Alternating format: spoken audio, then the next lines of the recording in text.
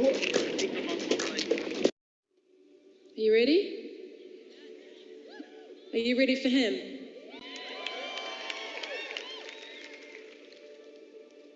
I wore a suit because I came here to do business with Jesus tonight.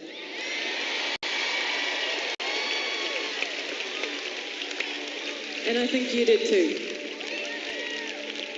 So let's do it.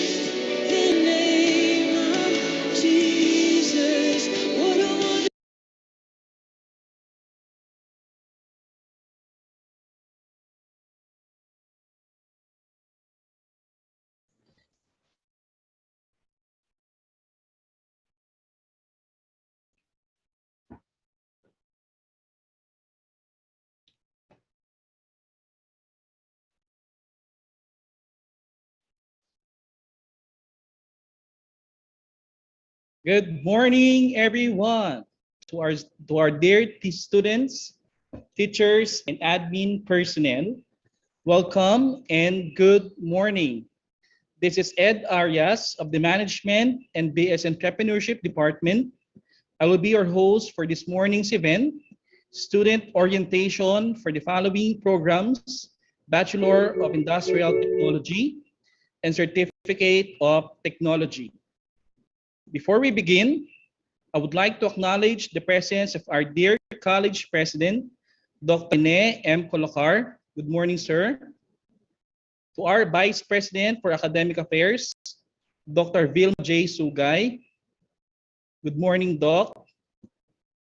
To our vice president for administration and finance, Dr. Ernesto R. Concepcion. Good morning, sir. And also to our faculties, program chairs, and deans, and of course, directors. Good morning and welcome. To begin our student orientation for this morning, let us first seek guidance and blessings from our Lord, to be followed by the singing of national anthem, MPC hymn, ASEAN hymn, and our very own future-ready MPC video presentation.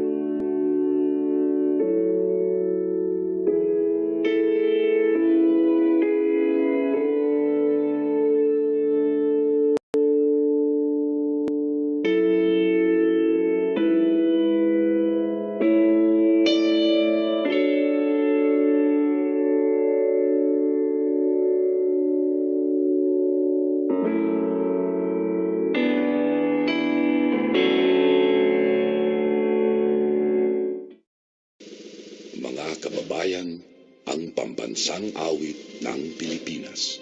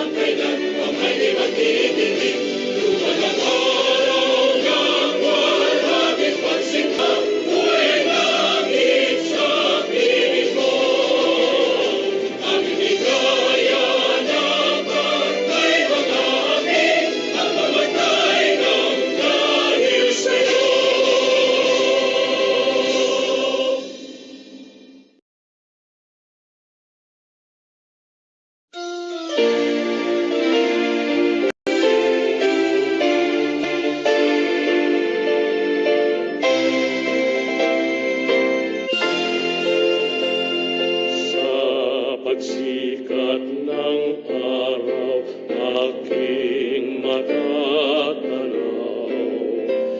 Makinang na kinabukasan, aking makakamtan. Hindi maninimdim sa banta ng kahirapan. Ako na inihanda ng mahal kong paaralan.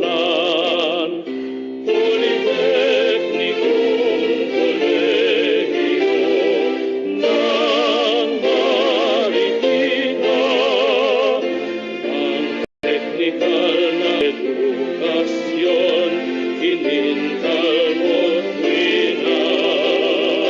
Politeknikong kolehiyo ng Marikina, talino ko'y napanday, puro mo'y pag-asa.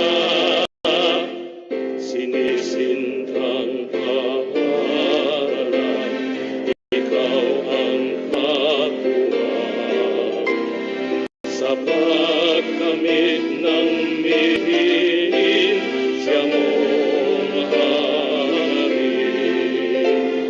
Kahit saan pa mapatpat ay hindi mapapagabag.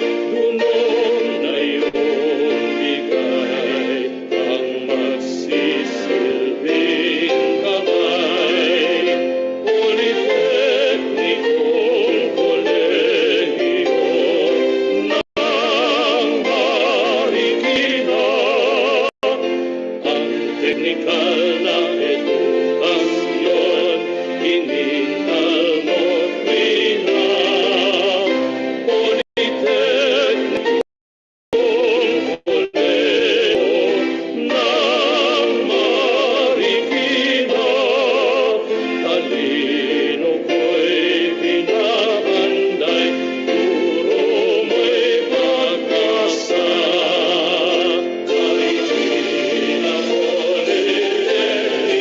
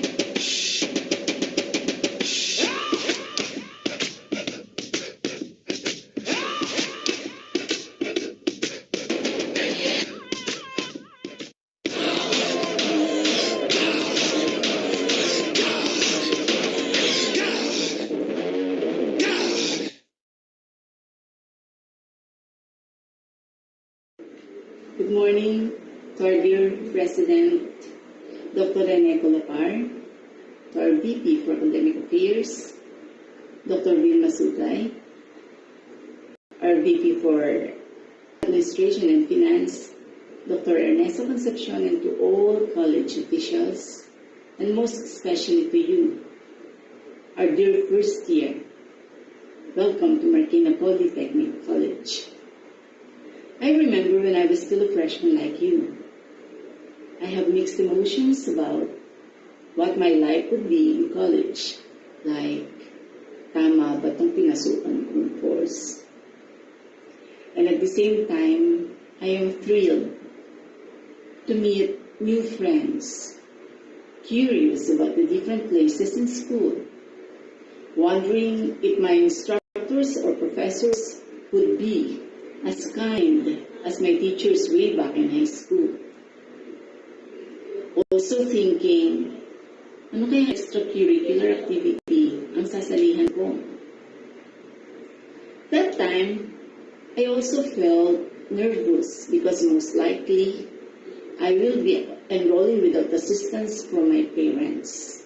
And yet, a bit excited that I would be gaining a little freedom too. Gaya ngayon, while you are listening to me, and later to other officials of the college, I am very positive that you are starting to create an image of ourselves in your minds. Ito pala yung college team, approachable kaya ito. Ito pala yung MPC president. Nag-entertain kaya ito mga students kapag kailangan namin siyang kausapin. Siya pala yung OSA director. Teka, ano kaya ibig sabihin ng OSA? Wala namang ganun sa school namin dati. Ito pala yung guidance counselor. May prefect of discipline din kaya? Naku, siya pala yung librarian. I hope he is as friendly as our librarian back in high school. Wow, may doktor. May dentist. Wala kaming ganyan ng high school. Diba? I'm sure merong mga mag-iisip sa inyo na ganyan. I'm sure that some of you are thinking the same way. Well, bakit ko ito sinasabi? It is because I want you all to feel at ease as you listen to us. I want you to be aware that we were once like you. And we perfectly understand how you are feeling right now.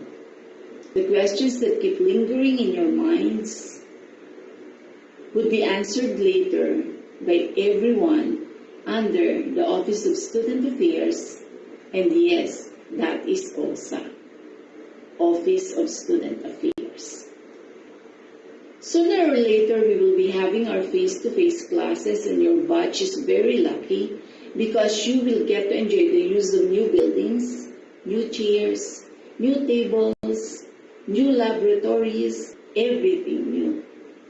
And yes, we have 2 more new courses, and these are the BS in Electronics Engineering and BS in Entrepreneurship, besides the original course offerings, which are the BTV-TED, BIT, and COT. BTV-TED, which will bring you to a degree in education, BIT, which will take you to the industries related to your major, and COT, a ladderized program which may give you the chance to continue to a 4-year degree course either in BTV-TED or BIT, whichever is your choice. In BTV-TED, BIT, and COT, you have 10 majors to choose from, and they are automotive, civil, drafting, electrical, electronics, food and service management, garments, fashion and design, heating, ventilation, air conditioning and repair, mechanical technology, welding and fabrication technology. Later on, the OSAV director, Dr. Maria Sheila Orozco, and all the other heads under the OSAV will be saying their piece to orient you about everything which are of student concerns. Maligayang pagdating sa Politeknikong Kolehiyo ng Marikina. God bless you all. But for the meantime, let me have the honor to introduce a person who really made a big difference in our institution. A leader who they said really rocked the boat in MPC. A man of action who has done a lot of achievements in such a short time. The father of MPC who rules with a heart. None other than our dearest president, Dr. Rene M. Colocar.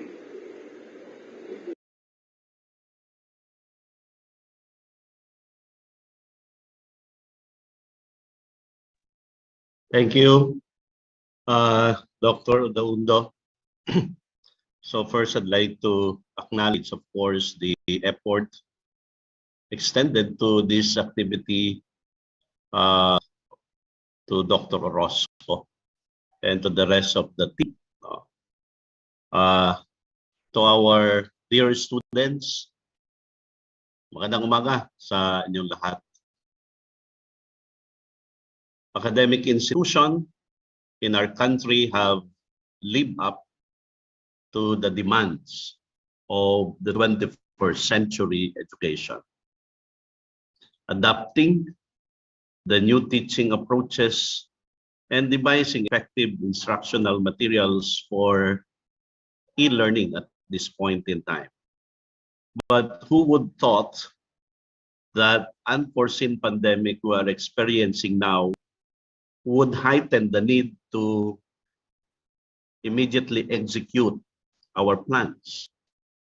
For the last 2 years, schools were urged to transition from face-to-face to teaching and learning to various alternative modalities like online classes, modular learning, etc.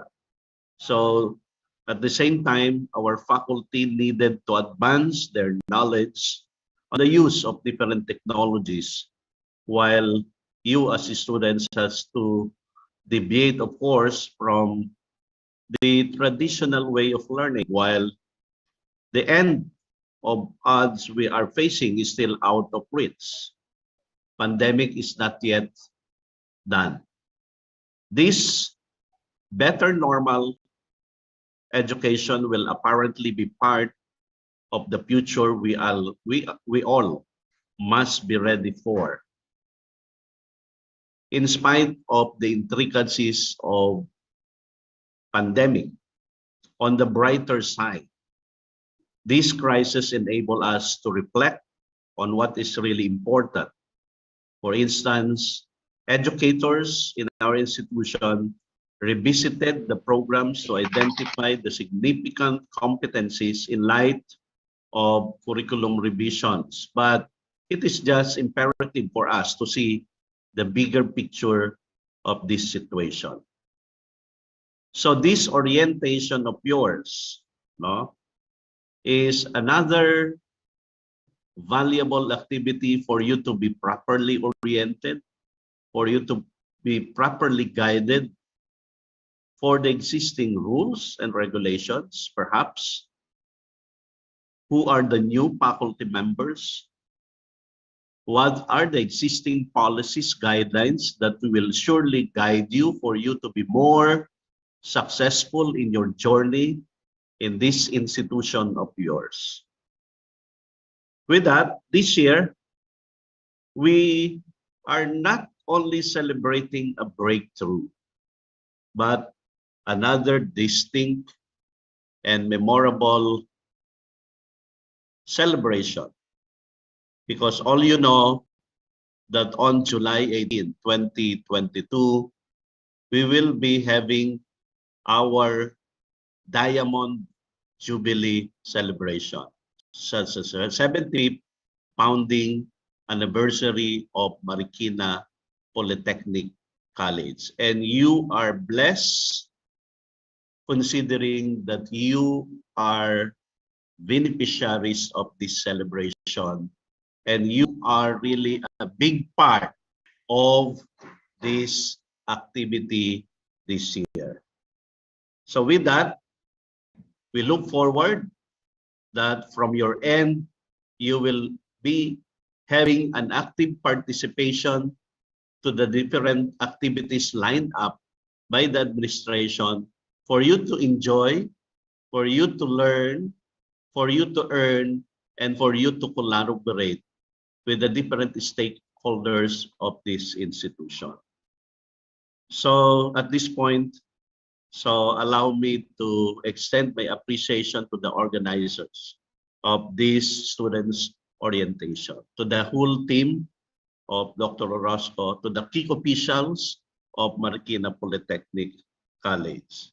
And with that, for and on behalf of the officials of this college, I gladly again welcome you all to our institution, the future-ready Marikina Polytechnic College. Thank you all for joining us today, and may we all be safe through the guidance of our Almighty God. Maraming salamat sa inyong lahat. Thank you so much to our Dean of Technology and Instructions, Dr. Renilyn M. Udaondo, for the opening remarks. And of course, to our college president, Dr. Rene M. Colocar, for his inspirational message. Thank you, President. Today, we will learn more about the school's services, which are available not only to teaching and non-teaching personnel, but also to our dear students. In order for us to learn more about the offices and their services, please allow me to introduce the Director of the Office of Student Affairs, Dr. Maria Sheila A. Mortilla Orozco.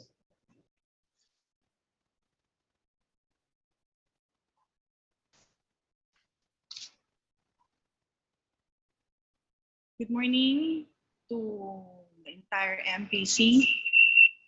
Dr. Rene Colocar, our college president. Our vice president for academic affairs, Dr. Vilma J. Sugay.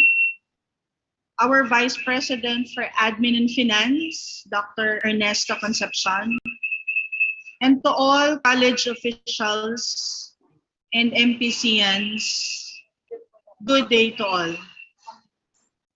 Welcome to Marikina Polytechnic College. Dear students, we are happy to have you join the MPC family as you begin your academic career.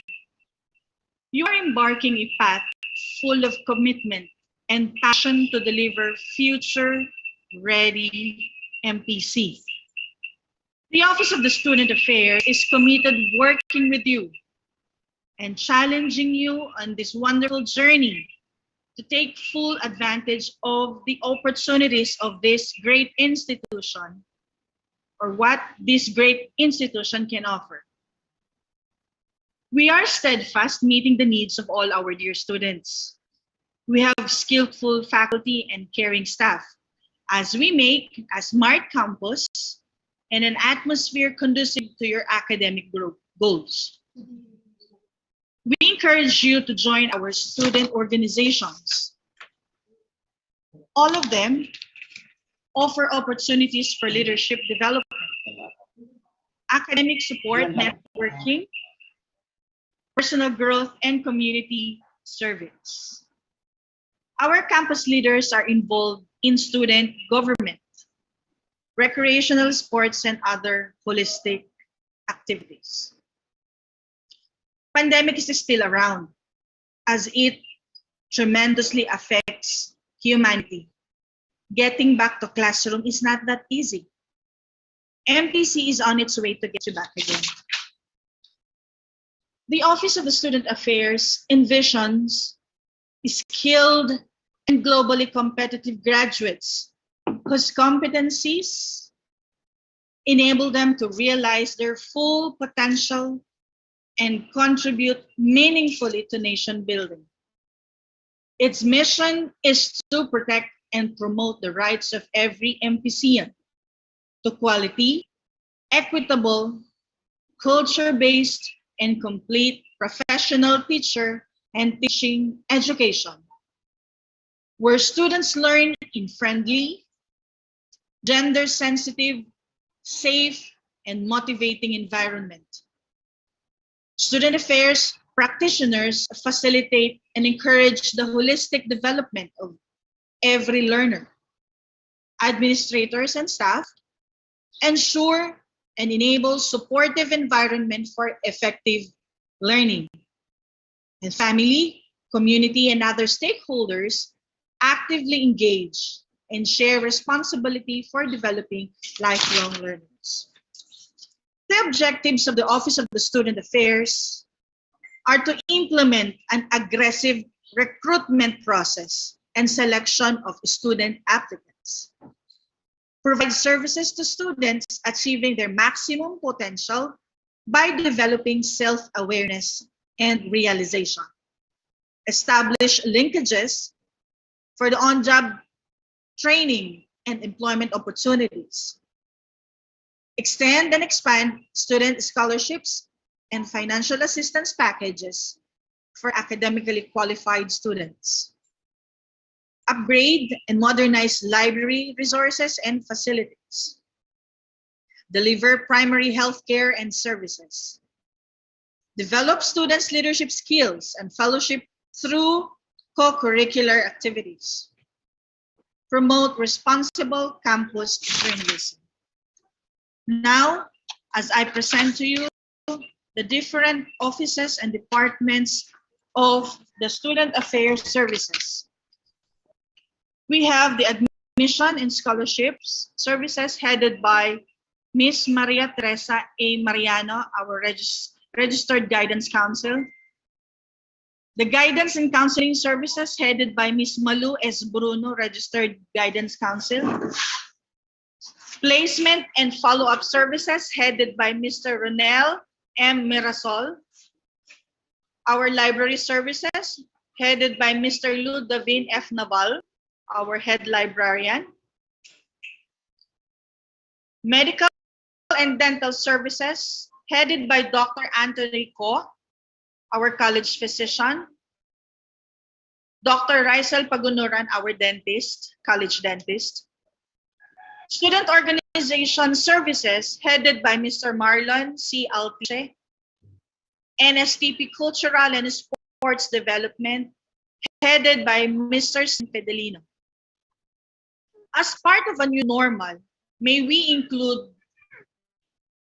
the Environment, Occupational Safety and Health Office on the safety protocols headed by Mr. Dennis Gialone, the Director for the EOSH, or the Environment, Occupational Safety and Health. And also our Security Department headed by Mr. William De La Rama, our Security Coordinator. Ladies and gentlemen, may I now present to you the defense services for the students.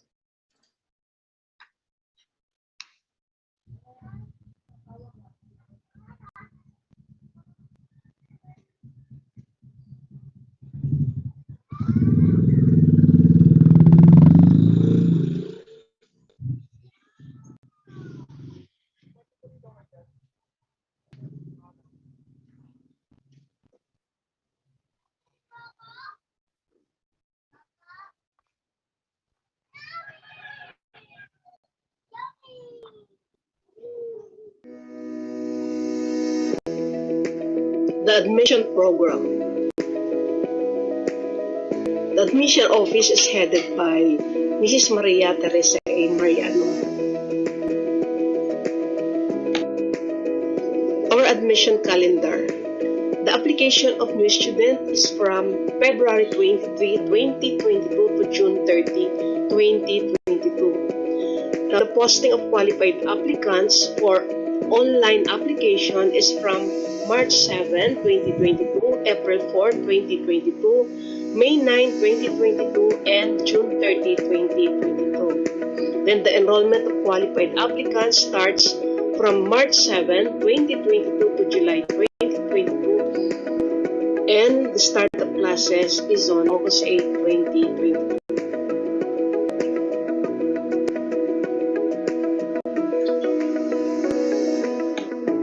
The courses offered are Bachelor of Technical Vocational Teacher Education or BTED, Bachelor of Industrial Technology or PIT, Certificate of Technology or COT. The majors for those three courses are Automotive Technology, Civil Technology, Drafting Technology, Electrical Technology, Electronics Technology, Food and Service Management.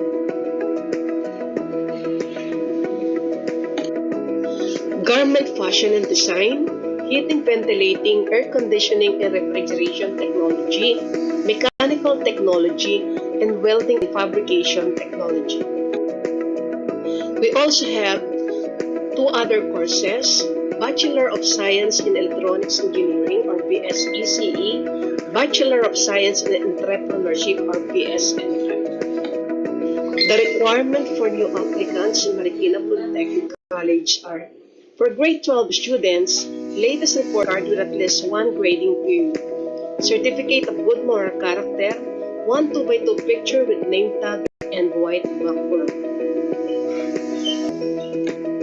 For transferees, transcript of record, certificate of good moral character, honor of dismissal or transfer credentials, 1 2x2 picture with name tag and white background.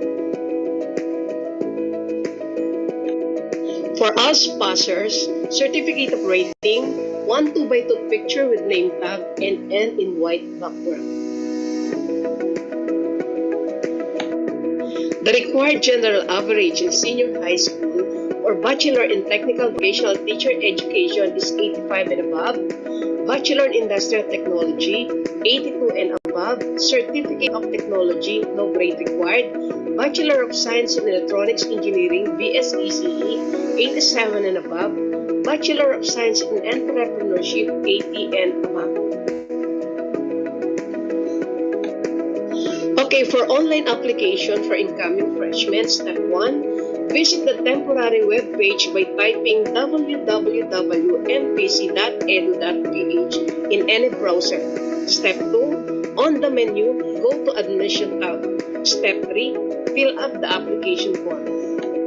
Step 4, upload image files of latest ID picture and a copy of the latest report card with at least one grading period. Step 5, once requirements have been complied, the admin officer will assess each applicant based on documents uploaded. Step 7, enroll online in the link that will be provided by the registrar. Enrollment of applicants is on first come, first serve basis. Transferees and ALS passers are allowed to enroll in the COT program only. Enrollment is from March 7, 2022 to July 22, 2022. For offline application of incoming freshmen, Step 1, visit the admission office, Building 10 of Marikina Polytechnic College. Step 2, show the required documents to the admission officer for evaluation. Step 3, complete the application form. Step 4, submit photocopy of the required documents with the application form. Step 5, get schedule of enrollment. Enrollment of applicants is on first come, first serve basis. Transferees and ALS passers are allowed to enroll in the COT program only. Enrollment is from March 7, 2022 to July 22, 2022. Step 6, enroll on scheduled date. Offline student applicants are required to submit 2 pieces 2x2 pictures. Republic Act 10931, or otherwise known as Universal Access to Pre-Tertiary Education. Republic Act in which all of you, our dear students, are covered. What are the 4 programs of Republic Act 10931? One, we have pre-higher education or FHE, who are eligible. Students enrolled in their first undergraduate degree program subject to the corresponding admission and retention policies. What are the benefits? Free tuition, free miscellaneous and other school fees. Who are the providers? State universities and colleges or SOCs. CHED-recognized local universities and colleges or LOCs. They also have this free technical vocational education and training or free TVET. Who are eligibles? Learners enrolled in their first post-secondary TESTA registered TVET programs. Learners who are not holding a national certificate NC3 or higher except those enrolled in bundle program. What are the benefits? Free training, free other training-related expenses, including living allowance, assessment fee, and starter toolkit. Who are the providers? State-run technical vocational institution. They also have this tertiary education subsidy or TES. Who are eligible? Undergraduate students enrolled in SOCs, CHED-recognized LOCs, Quality Assured Private Higher Education Institution or HEIS, and Technical Vocational Institution or TVIS. Although this is subject to prioritization and availability of funds. What are the benefits? That's 1. Free tuition fee and other school fees for private higher educational institution. That's 2. Other educational expenses. That's 3. Special expenses if necessary. Who are the providers? UNIFAS together with its implementing partners. They also have the Student Loan Program or SLP. Who are eligible? Undergraduate and graduate students enrolled in SOCs, CHED-recognized LOCs Quality Assured Private Higher Education Institution, and Technical Vocational Institution. What are the benefits? Short-term loan to cover expenses for pursuing either undergraduate and graduate programs, including medicine and law. Who are the providers? UNIFAS, together with its implementing partners.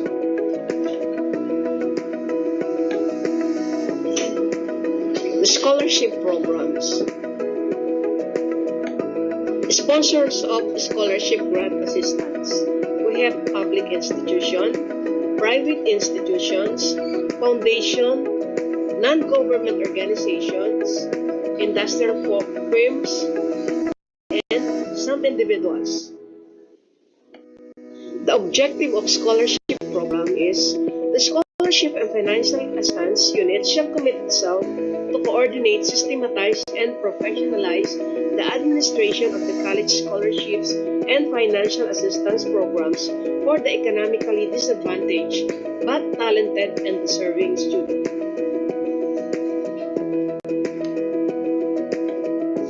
We also have the institutional academic scholarship. We have the merit scholarship. The merit scholarship is at least one semester of learning in the college with either full or partial scholarship allowance. The classifications are A. President's Listers. These are also called college scholars who maintain a weighted average of at least 1.5. They qualify for scholarship in the monetary form of tuition fee equivalent. B. Dean's Listers. These are also called academic scholars who maintain a weighted average of at least 1.75. They qualify for scholarship in the monetary form of miscellaneous fees equivalent. The qualifications are: merit scholarship is given to students who, letter A, maintain high weighted average with no log grade lower than 2.5 in any subject. B. Have established a residence of at least one semester in the college. C. Carry a normal load prescribed by the respective curriculum with no incomplete grades and drop subjects. D. Are of good moral character and have not been subjected to any disciplinary action by the college. Merit scholarship is renewable every succeeding semester whenever the recipient meets the conditions set forth for the scholarship. In-house service grants. The college award financial assistance to qualified students. This assistance is classified as a service grant. It is a financial assistance granted to a student for rendering his or special talent to the service of the college. Who are the recipients? The following students are qualified recipient of financial assistance in the monetary form of miscellaneous fee equivalent. A Supreme Student Council, college athletes, literary and cultural winners, skills competitors or awardees, and editorial staff. What are the qualifications? For Supreme Student Council, Officer's Scholarship Grant. To qualify for this financial assistance, the applicant must be a fully certified officer of the SSC, have at least 2 semesters of residence in the college, be enrolled in any course carrying a minimum load required in his or her curriculum. College athletes. To qualify for this assistance program, the applicant must be a full-time student and must also have participated in provincial, regional, or national athletic competitions, have passed the required set by the coach of the particular event. The next one is literary and cultural winner grant. The applicant must be a full-time student and must have participated in provincial, regional, or national competition.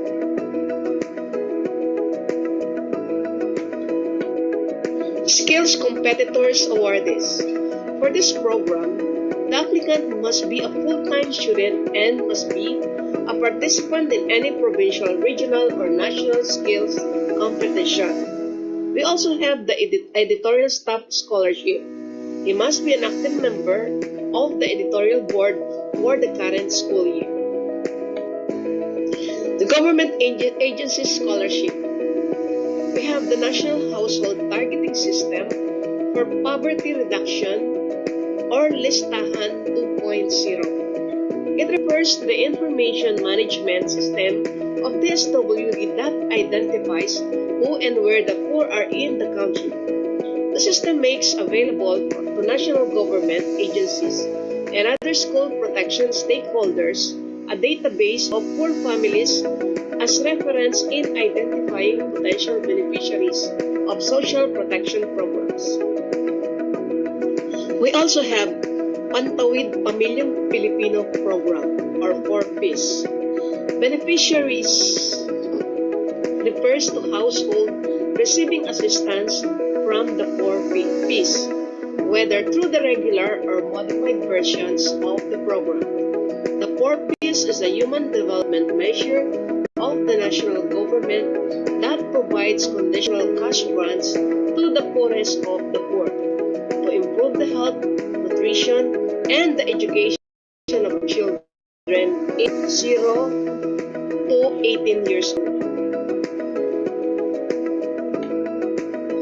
Student Financial Assistance Program (STUPA) refers to a system of scholarships, grant in aid, student loans, subsidies, and other incentives for eligible students. We have the Tulong Dunong. This is intended for granting high school students whose general weighted average is at least 80% in the third year and at least 80% in the first 3 grading periods of the fourth year. This program can be availed by students belonging to the following: persons with disabilities, PWDs, solo parent and their dependents, members of cultural minorities, members of the hill tribes, and senior citizens. If qualified, he will receive 12,000 pesos for a year. The DND CHED Pasok Study Grant or DCP.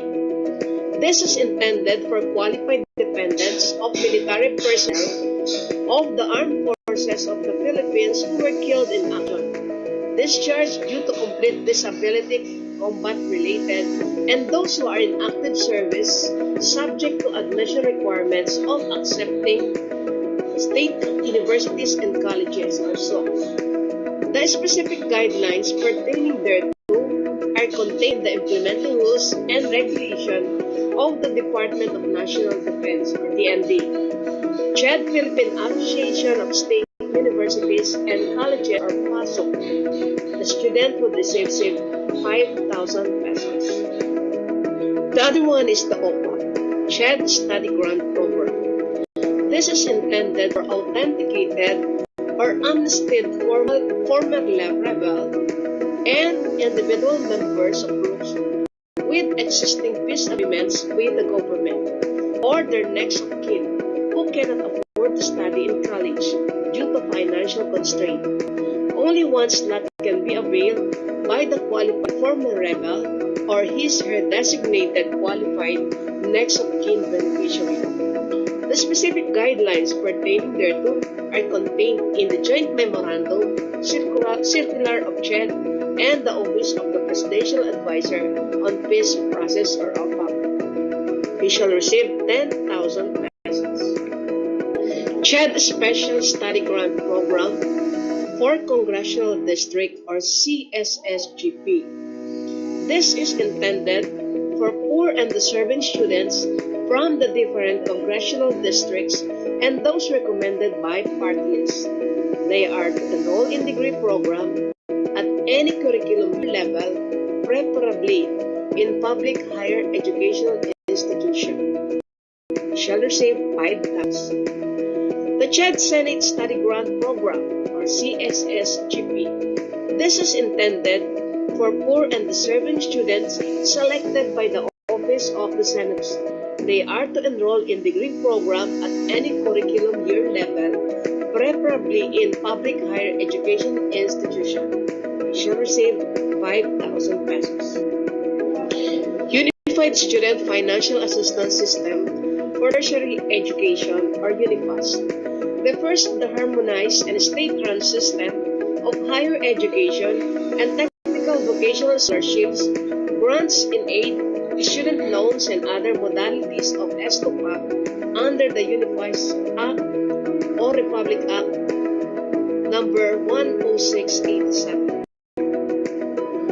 The non-government private organizations individual scholarship refers to scholarship grant given by benevolent benefactors belonging to private entities and non-government organizations to economically disadvantaged but deserving students in the form of free tuition and other school fees and allowances. The general requirements, policies, and guidelines of scholarships and grants. As a general rule, scholarships are awarded to students who meet minimum criteria set by the college in coordination with the scholarships committee. General guidelines. Students who wish to apply for a scholarship grant must comply with the minimum requirements set forth in the MPC Student Manual on the set deadline. Continuing scholars need to reapply during the prescribed period. Non-compliance is automatic dropping from the roster of scholars. Once the list is finalized, late applicants who may fulfill the minimum requirements shall no longer be considered. Successful candidates are required to sign the scholarship agreement indicating the acceptance of the conditions of the scholarship. With the exception of the incoming freshmen, applications for a scholarship will be considered if and only when the applicant has been in MPC for at least one semester. All incomplete grades, INC, must be completed on or before the following semester's midterm week. Selected scholars must maintain a general weighted average of 2.0 or higher in every semester without any failed, drop, or withdrawn mark unless otherwise stipulated by the benefactors.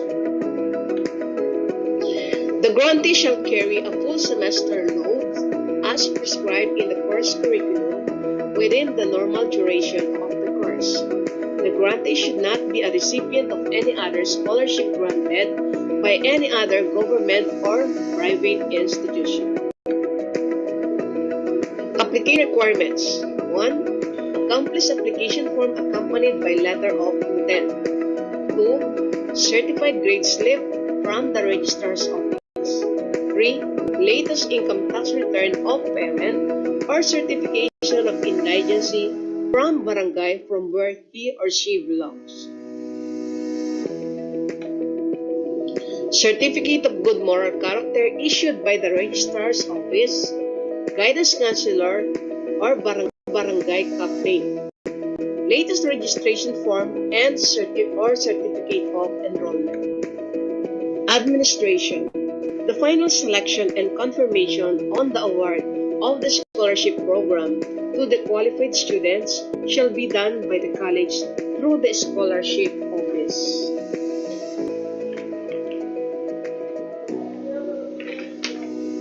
With this information, I am requesting everyone to share our admission program and scholarship program to your neighbors, relatives, friends, and other people who are interested to study in our college.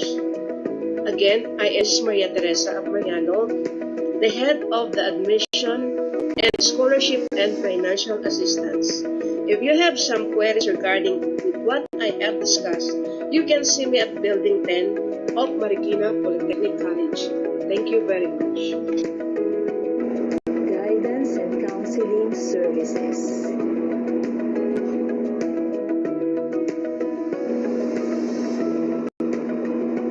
Before I discuss to you the different guidance and counseling program and services, let me introduce to you our able and compassionate guidance counselors in charge in every department. We have Maria Rosario C. Somera, a registered guidance counselor in charge of the BTB-TED program. We also have Maria Teresa A. Mariano, also a registered guidance counselor in charge of the Certificate of Technology and DSECE program, and also the head of the Admission and Scholarship Unit. And yours truly, Maria Lourdes S. Bruno, the head of Guidance and Counseling Services, and at the same time, the guidance counselor of BIT and BS Entrepreneurship Program. The 6 guidance and counseling services that you can avail of are: first, the individual inventory service. Next is information service. We have counseling service, placement service, follow-up service, and referral service.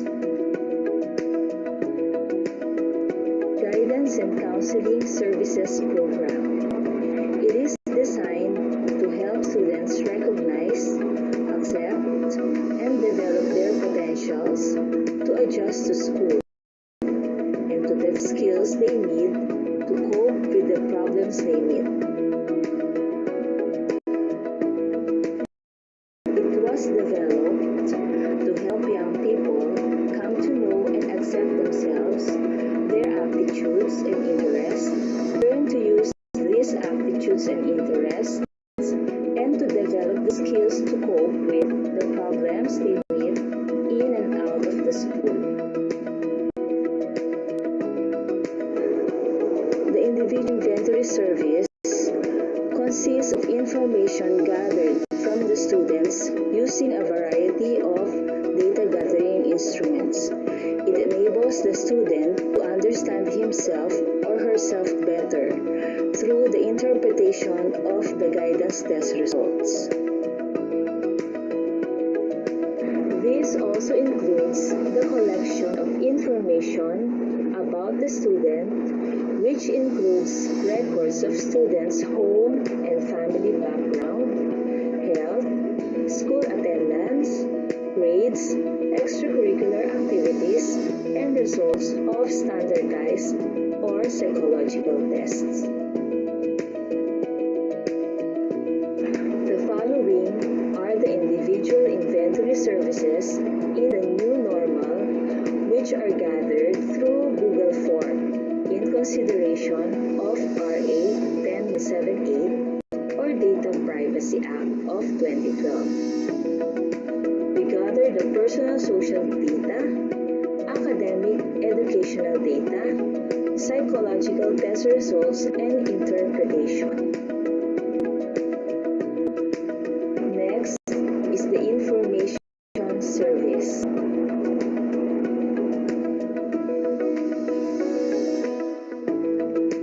This service consists of an up-to-date, accurate, and a wide range of materials which are informative in nature in areas such as vocational, educational, personal, social-cultural, spiritual, and moral. It also provides adequate materials concerning the world of work. It also includes group guidance activities and other activities dealing with career pathing and orientation to a new school or workplace. The counseling service.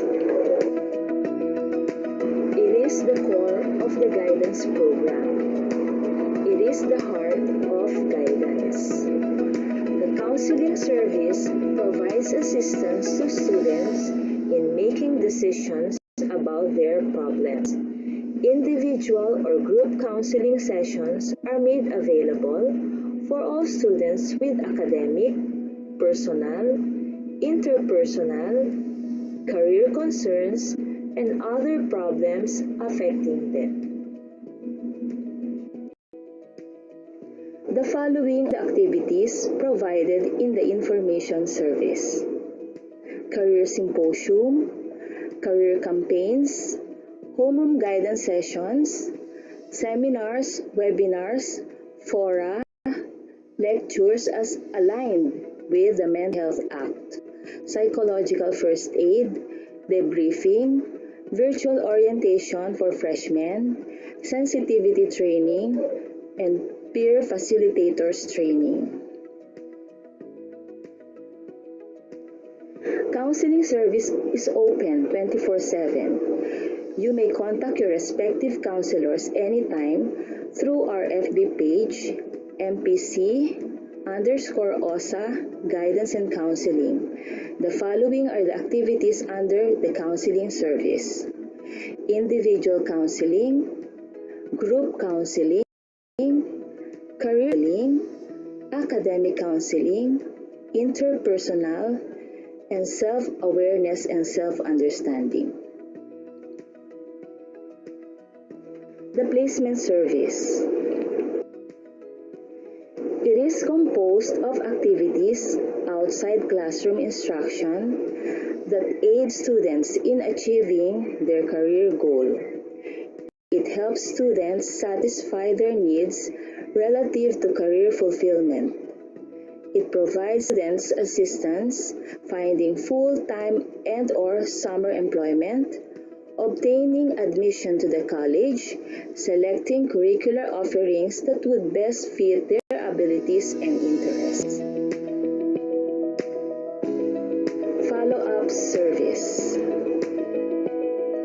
It is a service intended to secure information, be updated about former students' progress, and to provide continuing services for students after they leave school. Activities included in the follow-up service are personal follow-up, tracer study, student monitoring, psychological testing and evaluation. This service is given to students who may be in need of such and students whose evaluation may be in aid or tool in the helping process to include mental ability test, personality test, aptitude test, interest test, work values, emotional intelligence test, and other psychological evaluation. social service. Those cases which are considered beyond the scope and expertise of the office are referred to more experienced and competent professionals as part of the helping process. To facilitate the access of students with critical needs for specialized intervention, we have established networking with the Philippine Mental Health Association, Guidance and Counseling Association, Department of Social Work and Development, Integrated Professional Counseling Association of the Philippines, and local government units. Thank you for listening. To the college officials, my colleagues, and my dear students, good day. The Placement and Follow-up Services. The Placement and Follow-up Services offers employment placement, industry immersion training program, and monitoring and follow-up. Employment placement. This service helps the graduates and early school leavers find an appropriate job or work for which they are best suited and where their interests lie. The Placement and Follow-up Services facilitates in conducting job fairs. With that, the placement office makes sure that all positions are relevant or appropriate to the course of our college. Industry Immersion Training Program. The program aims to develop industrial competencies in the students to meet current and emerging needs. The training components includes two phases, namely Industry Immersion 1 includes the development of positive attitudes toward work as well as knowledge, skills and behavior pattern required for a job as applied to each area of specialization. Here, the trainee's positive attitude towards the working environment will be developed and harnessed while accumulating knowledge, honing skills, competencies, and acquiring positive behavior towards work while immersed in their respective communities. Industry Immersion 2 consists of practical work experience through actual participation in productive activities in industries as applied to each area of specialization. This program aims to enhance the employability and productivity of the vet graduates by equipping them with cognitive, psychomotor, and affective skills that are demanded at the workplace. Monitoring and follow-up. This service is done through industrial visits and efficient communication with the industry sectors to ensure that activities and progress on occupational behavior of trainees and graduates match skills requirements. It is the responsibility of the faculty practicum coordinator to do a regular monitoring of the students, trainees, under him or her to check on their overall performance and discuss with the on-site supervisor to further improve the OJT program. This will ensure immediate resolution of students, trainees, concerns if there is, as well as provide an opportunity to evaluate the OJT program and follow up on the progress of the student or trainee. He or she should also meet with his or her students regularly on periodic examination schedules for students' feedback on their respective assignments to validate complaints, concerns of both parties, if any.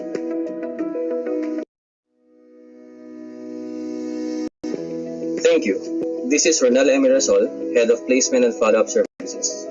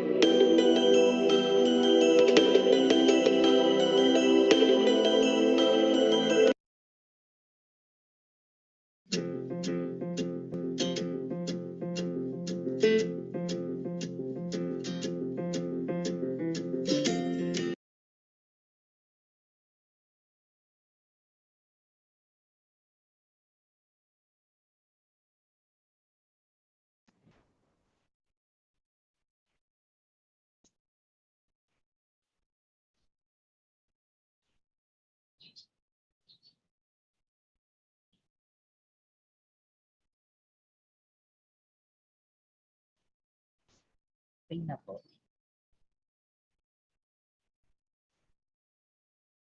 Good morning po sa lahat po. I am Mr. Dudin F. Naval of our library, MPC Library, and I am here to present to you the services, the new services that the library could offer. Yung sa nakita niyo pong video kanina, yun po yung virtual tour po natin sa library. And ngayon po, as we go on to the new school year, the library is offering new services. So, sa ngayon po, we are now offering limited face-to-face. We are now in the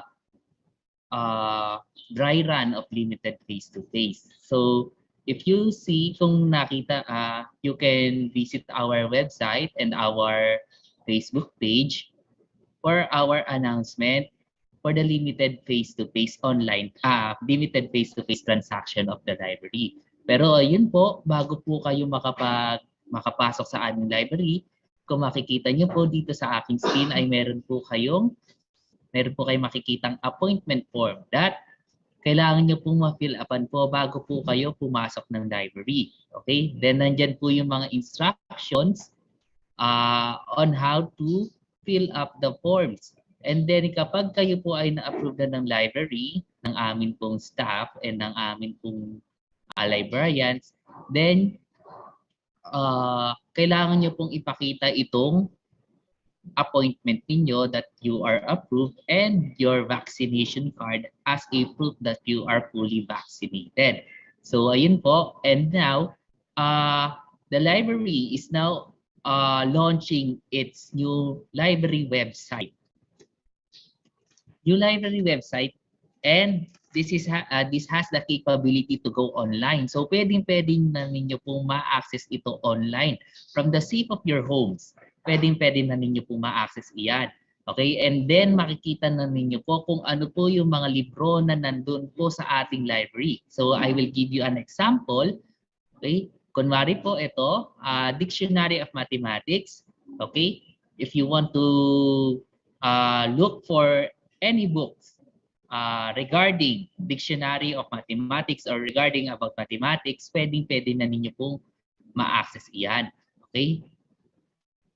Ganyan po. Okay? So, if you want to go check it, kung gusto niyo ma-check yung availability po ng ating libro, okay? Pwedeng na ninyo pong ma-check iyan. Just click the book you wanted to look for, and then, ayan po. Makikita po ninyo sa baba yung status ng libro. It is available. So, pwede ninyo po na itong puntahan sa ating library kasi nag-offer na po tayo ng limited face-to-face transaction. And tulad nga po ng sinabi ko, before you go to the library, you need to have an appointment with us. Okay? Kailangan nyo po mag-set ng appointment po. Okay? So every week we will change. Okay? We will change the dates in our Google Forms para po makapili kayo ng preferred date kung kailan nyo gustong pumasok ng library or kung kailan nyo gustong gumamit ng ating library. For now, we are only offering Monday to Friday po, 8 a.m. to 5 p.m. Okay? Napaka-limited pa lamang po ng aming days and limited pa lamang po yung aming tinatanggap na mga clients. For now, we are only accepting 20 clients a day, 10 library users on the third floor and 10 library users on the second floor. So for now, ganun lang po yung amin pwede pong matanggap kada araw. Okay? So, ayun po, ito po yung ating bagong library website. You can visit it on mpc.onstrike.com.ph. Okay? Pwede po ninyo yung ma-access na online. If you want to try it now, you may try it now. Okay? And next po naman ay yung ating we are still on the run. We are still on the dry run of this new service of the library. We might offer this soon once the library acquired it. And this will be the e-books, the online e-books that the library could offer. We are planning to acquire the e-books from Odilo. Okay. just antabayanan lang po ninyo yung ating Facebook page, okay? Para po makita po ninyo yung announcement regarding dito sa Odilo. We will provide free access to these ebooks for about 14 days.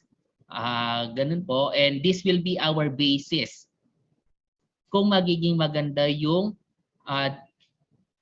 product, kung magiging kapaki-pakinabang ba yung product po para sa ating mga estudyante and then para po sa ating mga faculty. Okay. Now, sir, ano po yung ating Facebook page? Okay, if you want, you can try it on ito po.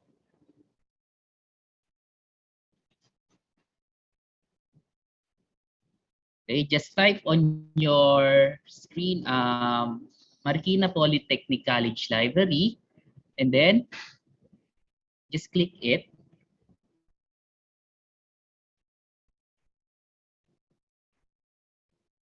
Okay, ganyan po. Ganyan na ganyan lamang po. Pwede po ninyong dalawin. And then you can also send message to us. Okay? Ganun po. Okay? Paano po? Nag-off po ba yun?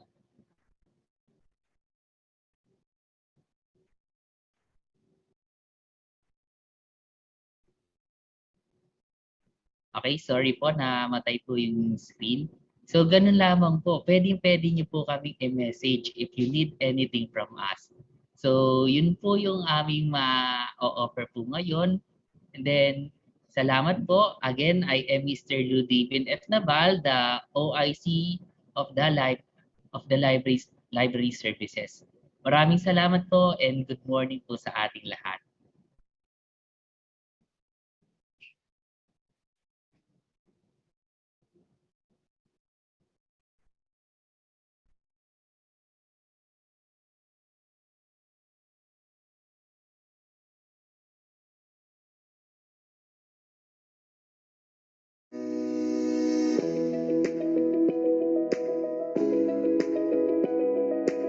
The Medical and Dental Office is located at Building 10, ground floor, beside the Activity Center and is open from 7 a.m. to 5 p.m.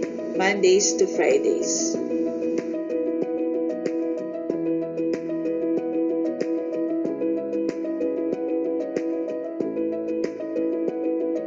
Dr. Anthony Y. Ko, our physician, medical officer, and the head of the Medical and Dental Department.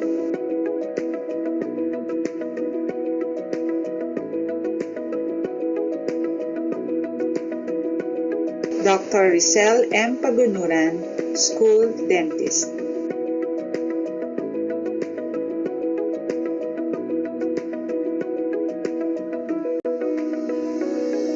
Mrs. Minerva A. Aguilas, School Nurse.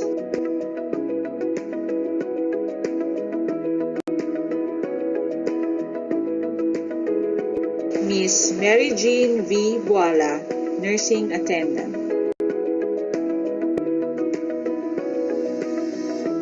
The MPC clinic is well equipped, sanitized with first aid kits, and professional full-time doctors, nurse, and staff to provide treatment and ensure all students receive quality and timely medical attention.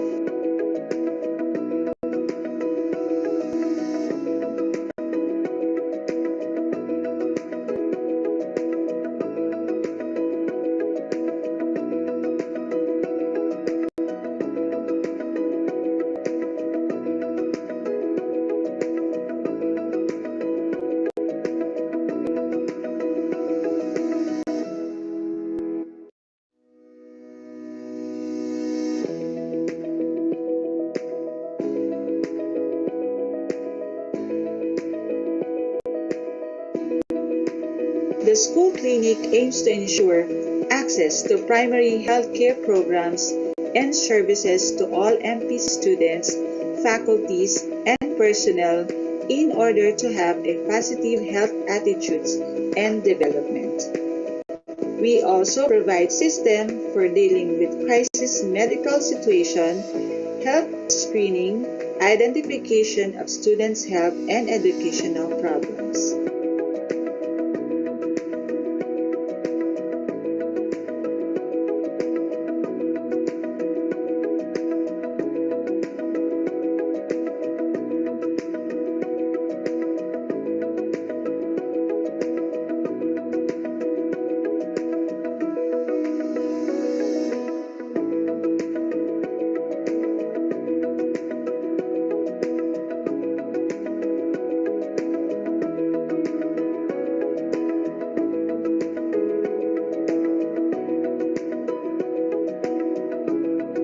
Most services are made on a drop-in basis within the school days and provided school clinic hours. They may see the doctors, medical and dental, and nurse for the following health services, like the annual health medical dental exams, general consultation, physical complaints, illnesses, and emergency injuries.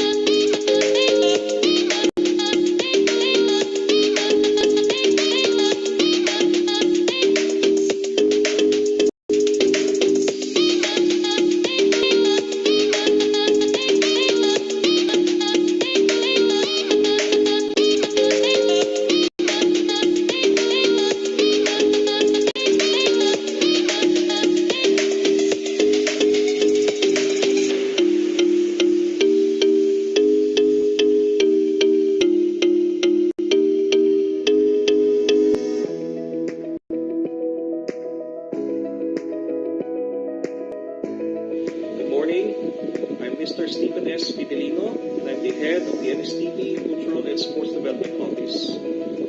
Now, what exactly is the purpose of the NSTP Cultural and Sports Development Office? Now, the NSTP Cultural and Sports Development Office is in charge of planning, organizing, monitoring, and coordinating programs and activities in relation to NSTP culture and sports. Now, with regards to the NSTP program, we all know that it is divided into 3 areas: the Civic Welfare Training Service, the Literacy Training Service, and the Reserve Officers Training Corps. Now, our office monitors and supervises community immersion programs and activities of NSTP in coordination with LGUs, SUCs, and other concerned offices. Now, as far as sports and culture is concerned, the office itself is in charge of organizing cultural festivals and intramural sports for the college, and likewise is in charge for our participation in interscholastic events in sports and culture, such as the SCUA NCR Games and the NCR Pasok Cultural Festival.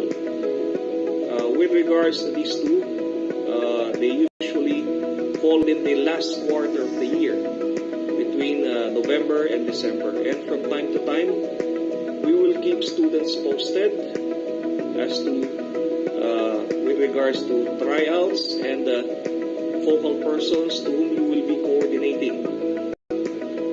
Thank you very much.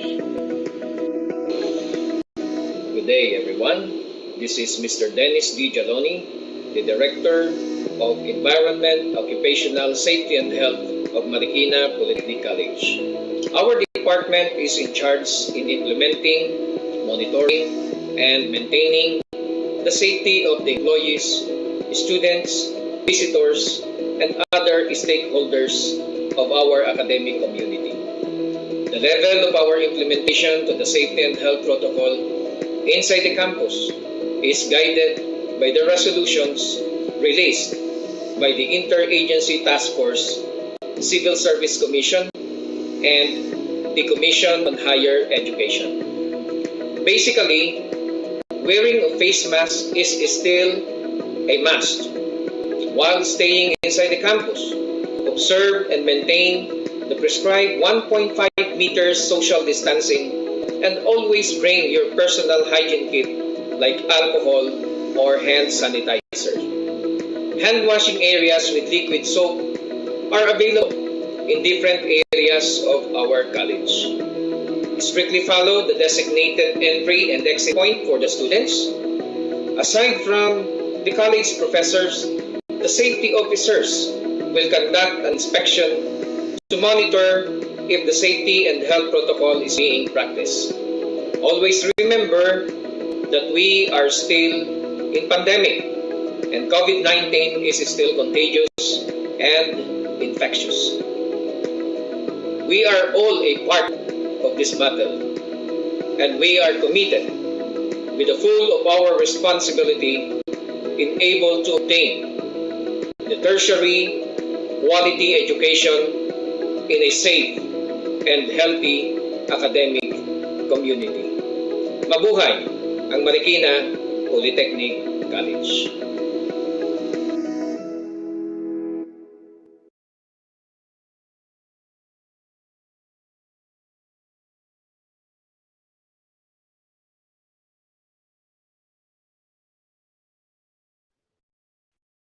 Sir William.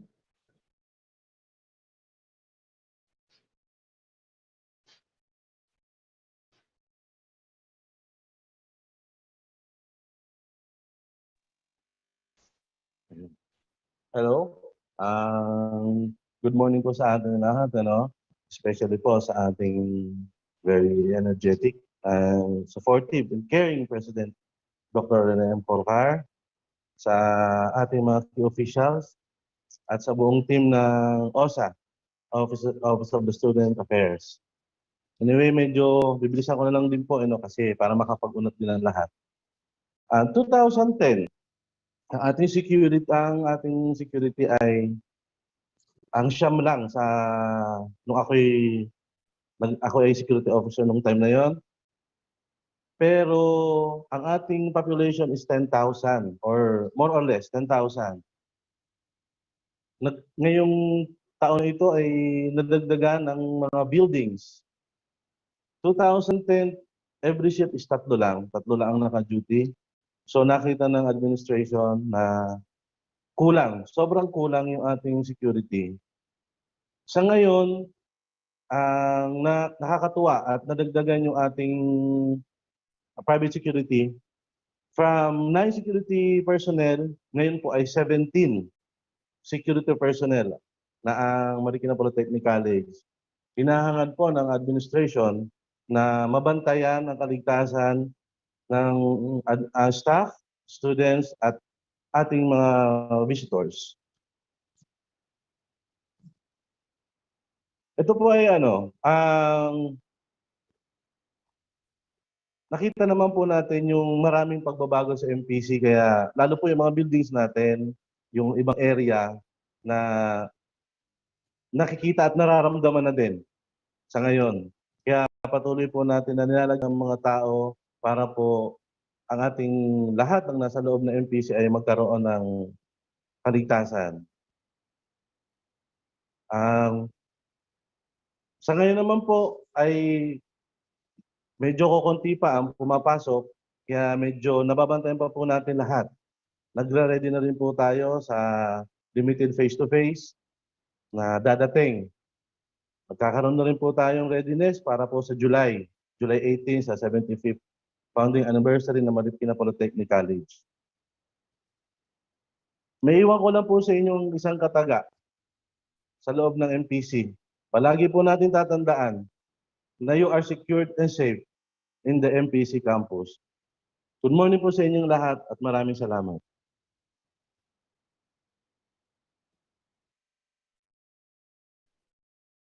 All right. So I hope our dear students learned a lot about our school's services so that if they need them in the future, they know where to go and who to contact or approach.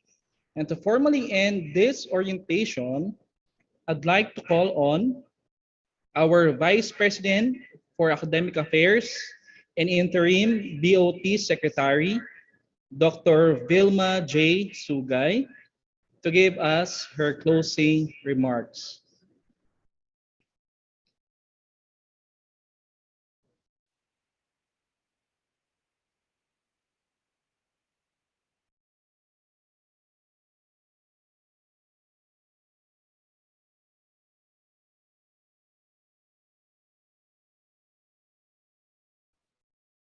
Our college president, Dr. Rene M. Colocar, our director of the Office of the Student Affairs, Dr. Maria Sheila M. Orozco, other key officials and personnel under the Office of the Student Affairs, and most especially to our beloved students. Isang magandang araw po sa inyong lahat. To start with, I would like to thank our beloved students for taking time to attend and participate in this very important event, the virtual orientation program for the new students of the college, planned and organized by the Office of the Student Affairs.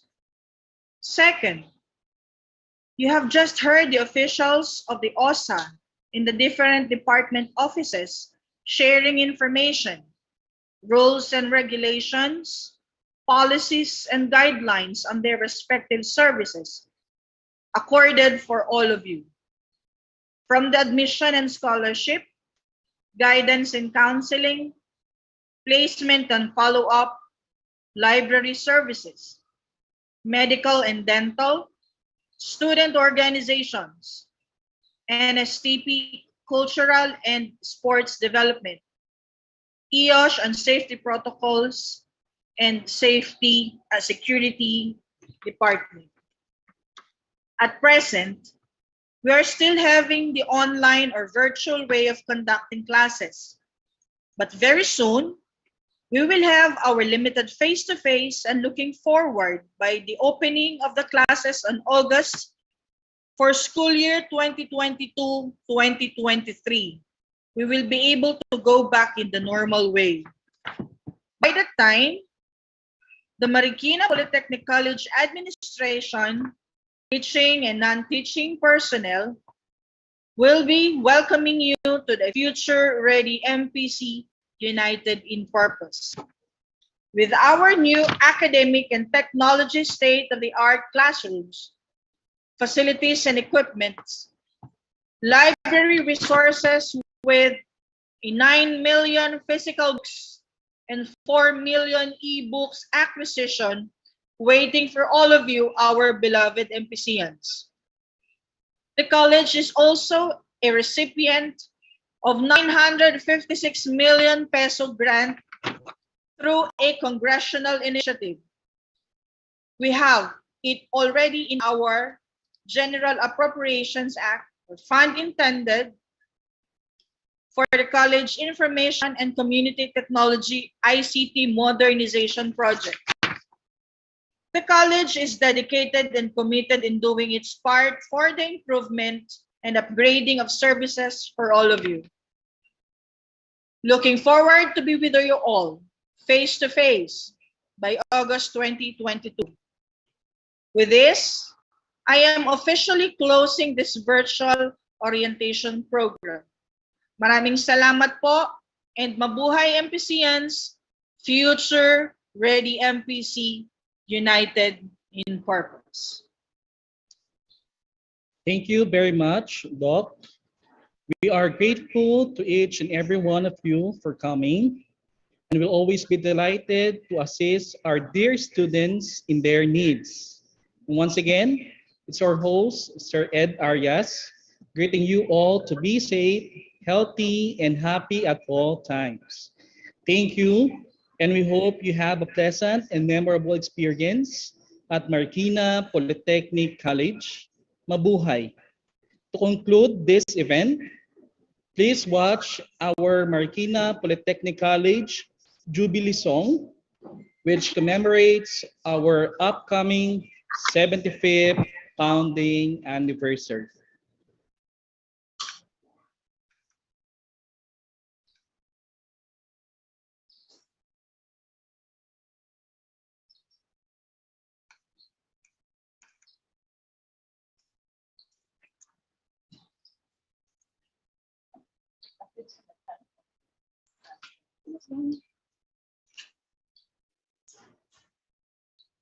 Ask it.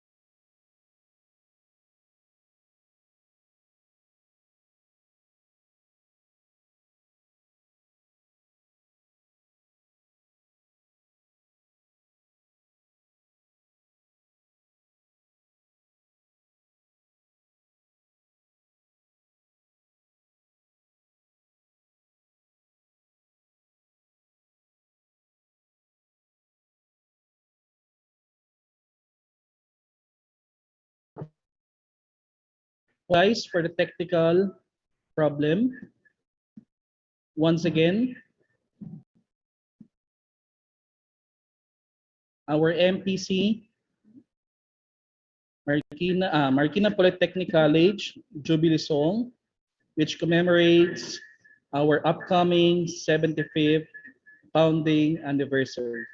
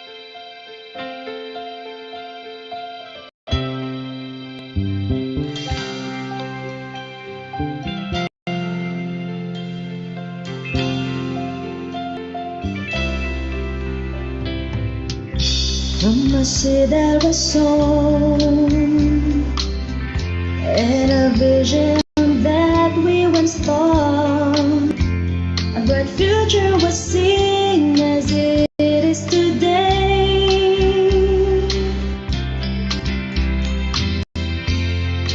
Hopes are made to last, dreams to